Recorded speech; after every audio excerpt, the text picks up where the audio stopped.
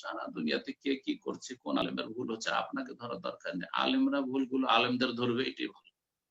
আলেমরা আলেমদের ভুল ধরবে, এটাই ভালো। আসসালামু আলাইকুম শেখ। ওয়ালাইকুম আসসালাম ওয়া রাহমাতুল্লাহি ওয়া বারাকাতুহু। জি বলেন। শেখ, আমার প্রশ্ন হচ্ছে, কোথা থেকে? বর্তমানে দেখা যাচ্ছে যে আমি বাংলাদেশ থেকে শেখ। বাংলাদেশ থেকে বলেন। মাশাআল্লাহ। বর্তমানে দেখা যাচ্ছে যে কিছু ভাইয়েরা সালাফি আলেমদের একটু দোষ পেলেই তাদেরকে সালাফি থেকে বাদ দিচ্ছে।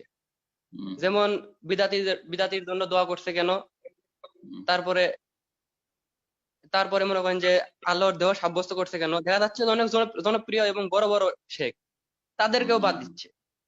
বুঝতে যেহেতু এটা আল্লাহ সালাফি হেদায়েত মানাজে নেই, এটা শুধু তারা করবে কেন? আল্লাহ হেদায়েত করে। শেখের প্রশ্ন, আজকাল এটা প্রশ্ন সোশ্যাল তাদের এটা মিডিয়া ঠিক হচ্ছে কিনা। হয়েছে, প্রশ্ন হয়েছে না? জি।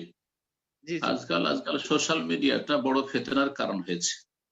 সামান্য কিছু লাভ তো অবশ্যই আছে সোশ্যাল মিডিয়াতে, কিন্তু ফিতনা ফাসাদই বেশি আছে। যেসব ফিতনা ফাসাদ বহুমুখী রয়েছে, অশ্লীলতার সাথে সাথে, কুফরের সাথে, নাস্তিকতার সাথে, বেদিনের সাথে, বেহায়াপনার সাথে, তার একটি হচ্ছে কিছু ধার্মিক লোকেরাও ফিতনায় লিপ্ত হচ্ছে। সামান্য একটি কথা, সারা পৃথিবীর কোথায় কিছু হয়েছে সেটা সোশ্যাল মিডিয়ায় মুহূর্তে ছড়িয়ে যাচ্ছে, আর সবাই তাতে উঠে পড়ে লাগছে। আর সবচেয়ে বড় বা আরেকটা দোষ হচ্ছে অনেক ভাইদের, যে নিজে কোথায় আছে যোগ্যতার দিক থেকে এটা মোটেই খেয়াল করে না।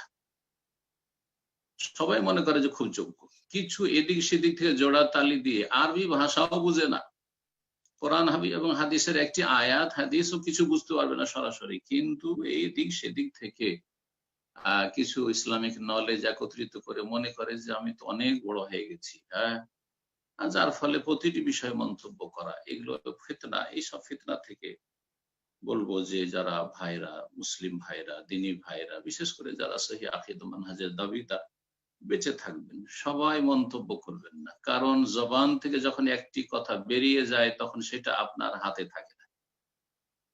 তখন আপনি সেই কথার কাছে বাঁধা, হয়তো আল্লাহর কাছে পকড়াও হয়ে যাবে সেটা কথার জন্য, যদি ভুল হয়, অন্যায় হয় তাহলে। সুতরাং আমসিক আলাইকা লিসানাকা, রাসূলুল্লাহ সাল্লাল্লাহু আলাইহি সাল্লামের উপদেশ, তোমার জবানটাকে থেমে রাখিও। এই জবান মানুষকে জান্নাতে নিয়ে যাবে, জবান মানুষকে জাহান্নামে নিয়ে যাবে। জি, জাহান্নামে যাওয়ার একটি মুখ্য কারণ হচ্ছে এই জবান। এই জবান দিয়ে কুফরি হয়ে থাকে, জবান দিয়ে নাস্তিকতা হয়ে থাকে, জবান দিয়ে শিরক হয়ে থাকে, দরগা দুর্গাকে ডাকা হয়ে থাকে, এই জবান দিয়ে বাড়াবাড়ি সীমালঙ্ঘন হয়ে থাকে, জবান দিয়ে গালমন্দ হয়ে থাকে, জবান দিয়ে গীবত চুগলখড়ি হয়ে থাকে, জবান দিয়ে বড় বড় মন্তব্য, স্ট্যাটাস হয়ে থাকে। আল্লাহ রাব্বুল আলামিন এই সমস্ত অনিষ্ট থেকে, ফিতনা থেকে আল্লাহ যেন হেফাজত করেন। এলেম শিখুন, এলেম শিখে নিজেকে সুসজ্জিত করুন এবং নিজের পরিবার নিয়ে চিন্তা করুন, নিজের ছেলে মেয়ে নিয়ে চিন্তা করুন। নিজের ছেলে মেয়েগুলো মানুষ করতে পারলে কামিয়াব। সারা দুনিয়াতে কে কি করছে, কোন আলেমের ভুল হচ্ছে আপনাকে ধরার দরকার নেই। আলেমরা ভুলগুলো আলেমদের ধরবে, এটাই ভালো। আলেমরা আলেমদের ভুল ধরবে, এটাই ভালো। আর বাড়াবাড়ি করা ভালো মানুষের কাজ নয়। বাড়াবাড়ি করা, চরমপন্থা অবলম্বন করা ভালো মানুষের কাজ নয়। আল্লাহ রাব্বুল আলামিন যেন বাড়াবাড়ি থেকে বাঁচিয়ে রাখেন, ছাড়াছাড়ি থেকে বাঁচিয়ে রাখেন। আল্লাহ যেন হেফাজত করেন। আমিন।